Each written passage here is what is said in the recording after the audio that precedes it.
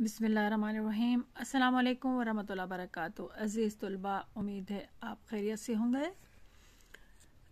आज जमात नहम इस्लामियात पंजाब और federal board का जो सूरह अनफाल है उसके शॉर्ट क्वेश्चन आंसर मैंने 1 से 5 तक आपको कराए थे। आज मैं आपको दोबारा नए सिरे से जो है ना आयत नंबर, जो इसमें एक क्वेश्चन मैं पहले करा चुकी हूँ, लेकिन मैं अब आपको आयत की तरतीब के हिसाब से सवाल कराऊंगी। तो आज हम जो कवर करेंगे जो वो सवालात हैं आपके आयत नंबर 11 से 19 तक, फिर 20 से 28 तक और फिर 29 से 37 तक। तो आयत नंबर 11 से 37 तक जितने भी शॉर्ट क्वेश्चन आंसर्स बनते हैं आपकी इस किताब में, वो इंशाल्लाह ताला अभी मैं आपको साथ करा दूंगी अभी। उसके बाद अगले हिस्से में मैं आपको फिर अगले 3 जो है ना वो कराऊंगी हिस्सों के, और फिर आखिर में अगले 3 हिस्सों का इंतज़ार कीजिएगा और इसको अच्छी तरह याद कीजिएगा। बिल्कुल बोर्ड के एन मुताबिक ये सवालात के जवाबात तैयार किए गए हैं। आप इसको बिल्कुल आप इसी तरह इसको लिख के आएंगे तो इंशाल्लाह ताला आपके पूरे नंबर आएंगे। अगर आपको कोई चीज़ मुश्किल हो रही है ढूंढने में तो माई मिक्स प्लेट के चैनल पर जाएं, वहाँ प्ले लिस्ट ओपन करें तो वहाँ आपको सूरह अनफाल के सवाल जवाब या क्वेश्चन आंसर के नाम से आपको हेडिंग मिलेगी। वहाँ आप उसको ओपन करें तो आपको सारे क्वेश्चन आंसर आहिस्ता आहिस्ता उसमें मैं शामिल करती जाऊंगी। और अगर आपको इंग्लिश, उर्दू, इस्लामियात या फिर मैथ या फिर पाक स्टडीज़ के चैप्टर्स चाहिए तो वो भी प्लेलिस्ट में आपको मौजूद हैं, वहाँ से आप आसानी से देख सकते हैं। इसके साथ साथ अहम बात जो मैं आपको बताती चलूँ कि इंशाल्लाह ताला फर्स्ट वीक ऑफ फरवरी में मैं तमाम सब्जेक्ट के आहिस्ता आहिस्ता MCQs अपलोड करना शुरू करूँगी। प्लीज़ उसका इंतज़ार कीजिएगा और उसको ज़रूर देखिएगा और फ़ायदा उठाइएगा। चले शुरू करते हैं। आयत नंबर 11 से लेकर 19 तक जो सवालात बनते हैं, वो पहला सवाल बनता है सूरह अनफाल में ग़ज़वा बदर के हवाले से अल्लाह ताला के किन इनामात का जिक्र है। जवाब है अल्लाह ताला ने गनूदगी की शक्ल में मुसलमानों पर इत्मीनान और बेखौफी की कैफियत तारी कर दी। नंबर 2, आसमान और से बारिश बरसाकर शैतान की निजासत से मुसलमानों को पाक किया, इनकी हिम्मत बंधाई और लड़ाई में साबित कदम रखा। इसको अब आसान भी सासत करके मैं आपको बताती जाती हूँ कि अल्लाह ताला ने आसमान से बारिश बरसाई जब तक शैतान के जो आने वाले ख्यालात है दिलो दिमाग में वो मुसलमानों के दूर हो जाएं। फिर उनकी हिम्मत जो है ना वो साथ उनमें और इजाफा किया ताकि हिम्मत बंधेगी तो लड़ाई में भी वो साबित कदम रहेंगे, ये लड़ाई भी अच्छी तरीके से लड़ पाएंगे। इसके साथ साथ अल्लाह ने जो तीसरा इनाम दिया वो फरिश्तों के जरिए अहले ईमान को साबित कदम रहने की तलकीन की थी कि फरिश्तों उनसे कहो कि वो साबित कदम रहें, तो मैं इंशाल्लाह ताला उनको फिर किस तरह मदद करूंगा वो फिर ये है। फिर नंबर 4 है कुफार के दिलों में मुसलमानों का रोब डाल दिया, खौफ डाल दिया, दबदबा डाल दिया, डर डाल दिया। नंबर 5, आसमान से मुसलमानों की मदद के लिए 1000 फरिश्ते नाजिल किए। तो ये 5 इनामात हैं जो अल्लाह ताला ने ग़ज़वा बदर पे मुसलमानों के लिए किए थे, जिनका जिक्र किया है। उसके बाद आपका अगला सवाल है कुफार के साथ मुकाबले की सूरत में सूरह अनफाल में क्या हिदायत हैं। नंबर 1 है कुफार से मुकाबले के दौरान मैदान जंग से पीठ दिखाकर ना भागें, सिर्फ 2 सूरतों में पीछे हटने की इजाजत है। यानी पीठ भी दिखाकर मतलब है कि दुश्मन को छोड़कर नहीं भागना चाहिए सामने। तो सिर्फ 2 सूरतों में आप पीछे हट सकते हैं। और 2 सूरतें क्या हैं कि नंबर 1 है जंगी चाल के लिए, यानी एक जंगी आपने एक मंसूबा बनाया है, एक चाल बनाई है, एक तरकीब बनाई है। और वो तरकीब क्या है कि दुश्मन को धोखा देते हुए जो है ना आर्जी पसपाई, यानी थोड़ी देर के लिए आप पीछे हटकर दोबारा हमला करना। आर्जी पसपाई का मतलब है कि थोड़ी देर, टेम्परेरी, यानी थोड़ी देर के लिए आपने कहा कि हम पीछे हट जाएंगे ताकि दुश्मन समझे कि हम हार गए हैं, और फिर पीछे से दोबारा आपने हमला करना है। नंबर 2 है अपनी फौज में वापस आकर दोबारा फिर हमला करना, यानी अपनी फौज में जाकर शामिल करना। हो सकता है उसकी जगह दूसरे फौजी आ जाए हमले करने के लिए, या फिर आके आपके पास कोई चीज सामान उठाना हो, कुछ लेना हो, तो फिर जाके दोबारा हमला करना शामिल है। नंबर 2 है हर हाल में अल्लाह की मदद पर भरोसा करते हुए साबित कदम इख्तियार करना और फिर डट कर मुकाबला करना। तो कुफार के साथ मुकाबले की सूरत में सूरह अनफाल में ये हिदायत दी गई हैं। आप चाहे तो इसका स्क्रीनशॉट ले लें और बाद में इसको लिख लें। उसके बाद है सूरह नंबर 7, इसी आपका आयत नंबर जो है वो 19 तक का ही ये सवाल है। कुफार को खिताब करते हुए सूरह अनफाल में क्या तंबीह की गई है। नंबर 1, अल्लाह ताला ने कहा है काफरो अगर तुम खुदाई फैसला चाहते हो, यानी अल्लाह का फैसला चाहते हो, तो ये फैसला तुम्हारे सामने आ चुका है। और फैसला क्या है कि हक को फतह, यहाँ पे ये गलती होगी है, यहाँ पे حق کو فتح اور باطل کو شکست ہوگی، باطل ہار گیا ہے۔ نمبر 2 کیا اللہ کہتا ہے کہ اگر تم اپنے کفر و عناد اور مخالفانہ شرارتوں سے باز آ جاؤ، یعنی جو کفار انکار والی یا کافروں والی جو حرکتیں کرتے ہو نا، اور جو مسلمانوں کے خلاف شرارتیں کرتے ہو، ان کو تنگ کرنے کی کوشش کرتے ہو، اگر تم ان سے باز آ جاؤ تو یہ تمہارے لیے بہتر ہے۔ اور نمبر 3 پہ اللہ نے کیا کہا، اگر تم پھر نافرمانی کرو گے تو ہم مسلمانوں کی مدد سے تمہیں ذلیل و رسوا کر دیں گے، یعنی بہت ہی ذلیل کریں گے۔ چاہے تمہاری جماعت کتنی کثیر کی ہو، کتنی ہی زیادہ کی نہ ہو، وہ تمہارے کچھ کام نہیں آئے گی، تمہیں کوئی فائدہ دے ہی نہیں سکتی، کیونکہ اللہ کی مدد تو صرف مومنین کے ساتھ ہے۔ کتنی خوبصورت بات اللہ نے کی ہے۔ اس کے بعد ایک چھوٹا سا اس میں ایک سوال ہے۔ اب باری آتی ہے آیت نمبر 20 سے لے کر آیت نمبر 28 تک۔ اس میں جو ہے نا وہ 2 سوالات ہیں، میں آپ کبھی کرا دیتی ہوں۔ اس سے پہلے ایک چھوٹا سا سوال ہے، آپ چاہے تو اس کو ایک دفعہ پڑھ لیجئے گا۔ یہ سوالات ہے کہ اس میں کس واقعے کی طرف اشارہ کیا، رمیتا از، بسم اللہ الرحمن الرحیم، وما رمیتا از رمیتا ولکن اللہ رما۔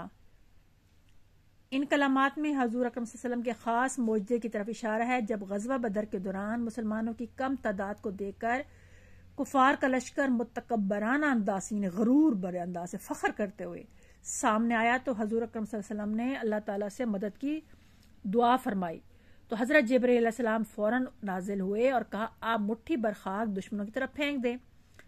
حضور اکرم صلی اللہ علیہ وسلم نے اللہ کے حکم کی تعمیل کی، تو اللہ نے جو مٹھی بھر خاک تھی، خاک و کنکر کو اس طرح پھیلا دیا، آپ صلی اللہ علیہ وسلم نے تو بالکل ایسے کر کے پھینکا تھا نا، تو اللہ تعالیٰ نے اس طرح پھیلایا کہ ہر کافر کے چہرے پہ جا کر پہنچی، اور اس طرح کافار کی آنکھیں دیکھنے سے محروم ہو گئی، تو تھوڑی دیر کی نظر ہی چلی گئی، اور بدحواس ہو کر، پریشان ہو کر اپنے مقتولوں کے، یعنی جو قتل ہو چکے تھے ساتھی، ان کو چھوڑ کر وہ بھاگ گئے۔ کنکریاں پھینکنے میں ہاتھ حضرت صلی اللہ علیہ وسلم کا تھا، مگر قدرت یا طاقت یا حکم اللہ کا تھا۔ ٹھیک ہے، تو اس واقعے کی طرف اشارہ ہے۔ اب آیت نمبر، آپ کا جو سوالات شروع ہوتے ہیں وہ آیت نمبر 11 سے رکوع جو ہے 20 آیت سے 28 آیت تک جو 2 سوالات بنتے ہیں، اس کے جوابات میں آپ کو بتا دیتی ہوں۔ اس میں جو پہلا سوال ہے وہ بنتا ہے شرد دواب سے کیا مراد ہے؟ اس سے مراد ہے بدترین جانور، یعنی کفار اور منافقین کو کہا گیا شرد دواب۔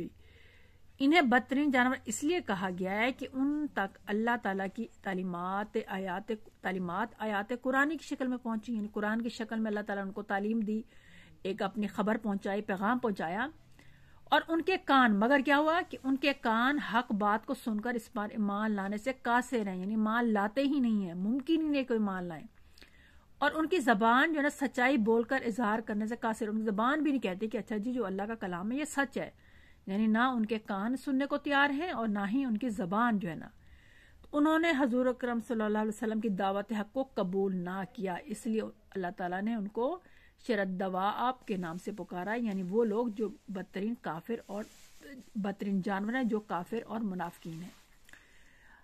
پھر اسی میں آیت نمبر 20 سے لے کر 28 تک جو اگلا سوال ہے وہ اسی میں آتا ہے کہ ان آیات میں خیانت سے کیا مراد ہے؟ اللہ اور اس کے رسول کی امانت میں خیانت سے مراد اللہ اور اس کے رسول کے احکامات کی خلاف ورزی ہے، یعنی اللہ اور اس کے رسول کی امانت میں خیانت کیا۔ اللہ کی امانت کیا ہے کہ اللہ نے جو ہمیں اپنے پیغامات دیے وہ ہمارے پاس امانت ہے، اگر ہم ان کو اچھی طرح ادا نہیں کریں گے، اس پر عمل نہیں کریں گے، تو یہ ہمارے لیے امانت میں خیانت ہوگی۔ یعنی یہ غلطی ہے تھوڑی سی، مسلمان ہونے کے باوجود دین اسلام کے احکامات کے مطابق زندگی نہ گزارنا، یہ امانت میں خیانت ہے اللہ تعالیٰ کے حکم کی۔ نمبر 2 ایک اور ہمیں امانت ہوتی ہے، آپس کی امانت میں خیانت سے مراد یہ ہے کہ جس چیز کی جس حالت میں لی جائے، یعنی جس کسی کی چیز جس حالت میں لی جائے اسے ویسے نہ لوٹائی جائے بلکہ اس میں کمی بیشی کی جائے، تو یہ بھی خیانت ہے۔ جیسے کسی نے اگر میرے پاس 50 یا 2000 یا 10,000 روپے رکھے ہیں، میں اس کو اس میں تھوڑے سے خرچ کر دیتی ہوں، یا اس کے بدل کا دوسرے نوٹ رکھ دیتی ہوں، یا اس کے کوئی چیز کپڑے رکھوائے ہیں، کچھ چیزوں میں بدل کے کچھ اور دے دیتی ہوں یا کمی کر دیتی ہوں، تو وہ بھی میں نے امانت میں خیانت کی ہے۔ اسی طرح محفل میں کی جانے والی باتیں بھی امانت میں شامل ہیں۔ اکثر ہم 2 لوگ اکٹھے بیٹھتے ہیں اور باتیں کرتے ہیں کہ ہم کسی کو نہیں بتانا، لیکن ہم وہ باتیں آگے جا کر بتا دیتے ہیں، تو یہ بھی ہماری امانت میں خیانت ہے کہ اگر جو عہد ہمارا پیمان ہوا ہے اس میں ہم نے اسی طرح عمل کرنا ہے، آگے جا کے بات وہ نہیں پھیلانی۔ اس کے بعد اگلا رکوع جو ہے وہ آپ کا شروع الدرس الثانی، جس میں آپ کی آیات نمبر 29 سے 37، 29 سے لے کر 37 تک، 29 سے 37 تک جو سوالات کے جوابات ہیں وہ میں آپ کو، وہ 3 سوالات آتے ہیں۔ ان میں سے پہلا سوال ہے سورہ انفال میں تقوی کے کیا انعامات بیان ہوئے ہیں؟ تقوی یعنی اللہ سے ڈرنے کے درج ذیل انعامات ہیں۔ مومنین کے اندر نیکی اور بدی میں فرق کرنے کی صلاحیت کا پیدا ہونا، یعنی مومنوں کے اندر کہ نیکی اور بدی میں کیا فرق ہے، اللہ تعالیٰ نے اس کی طاقت پیدا کر دی کہ وہ فرق محسوس کر سکیں کہ نیکی کیا چیز ہے اور بدی کیا چیز ہے۔ نمبر 2، گناہوں کی بخشش و مغفرت ہونا، یعنی اللہ نے توفیق دی کہ وہ گناہ اپنے کی بخشش مانگ سکیں۔ نمبر 3، اللہ تعالیٰ کے خاص فضل و کرم اور برکتوں سے نوازنا، اور نمبر 4 ہے برائیوں سے دوری اور اجتناب کی صلاحیت بھی پیدا کر لینا، کہ اللہ تعالیٰ نے انسان میں طاقت رکھی ہے کہ برائیوں سے دور رہیں، اور دوری اور اجتناب دونوں کا مطلب ایک ہی ہوتا ہے کہ دور رہنا، یعنی اس کی بھی طاقت پیدا کر دینا۔ یہ آپ کا سوال نمبر 11 ہے۔ سوال نمبر 11 نہیں، آپ کا جو الدرس الثانی ہے اس کا جو سوال ایک منٹ میں آپ کو بتا دیتی ہوں، الدرس الثانی کا الف حصے میں آپ کے پہلے سوال کا جواب ہے۔ اس کے بعد آیت نمبر 37 تک جو اگلا سوال بنتا ہے وہ یہ ہے، بسم اللہ الرحمن الرحیم، وَإِذَا يَمْكُرُ بِكَ الَّذِينَ كَفَرُوا میں اس کس واقعے کی طرف اشارہ ہے؟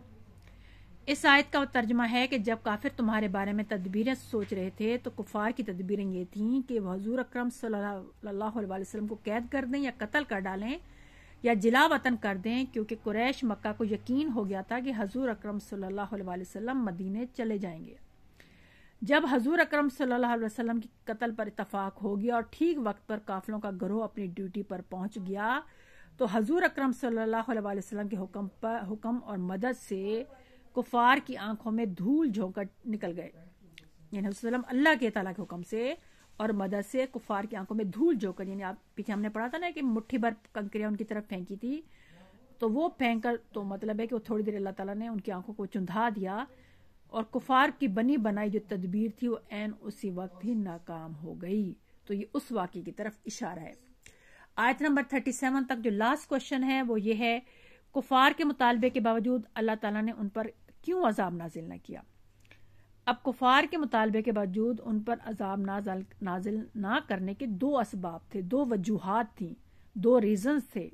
پہلی کیا تھی کہ حضور اکرم صلی اللہ علیہ وسلم کا ان میں موجود ہونا، کیونکہ اللہ تعالیٰ کا قانون ہے کہ جب تک کسی امت میں کوئی نبی موجود ہو انہیں عذاب میں مبتلا نہیں کرتا، اس نبی کے چلے جانے کے بعد اس امت پر عذاب ہوتا ہے۔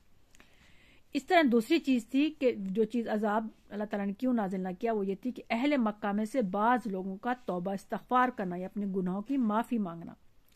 جو لوگ حضور اکرم صلی اللہ علیہ وسلم کے ساتھ مدینہ ہجرت نہ کر سکے وہ وہیں بیٹھے گناہوں کی معافی طلب کر رہے تھے، اللہ سے معافی کی مدد مانگ رہے تھے، اور ان کی توبہ جو تھی کفار کو فوری عذاب سے بچا رہی تھی، یعنی اللہ تعالیٰ ان کی توبہ، مسلمانوں کی جو نہیں جا سکے تھے مدینہ، ان کی توبہ کرنے کی وجہ سے کفار کو عذاب ہونے سے بچ رہے تھے۔ جب آپ کا آیت نمبر 37 تک جو ہے نا سب تمام کوشچن آنسر مکمل ہو گئے، انشاءاللہ تعالیٰ نیکسٹ ویڈیو میں آپ کو آیت 48 سے ابو جو ہے نا 2 اور ویڈیو رہ گئی ہیں جن میں نے آپ کو باقی 2 حصوں میں آپ کو سورہ انفال کے کوشچن آنسر انشاءاللہ تعالیٰ مکمل کرا دوں گی۔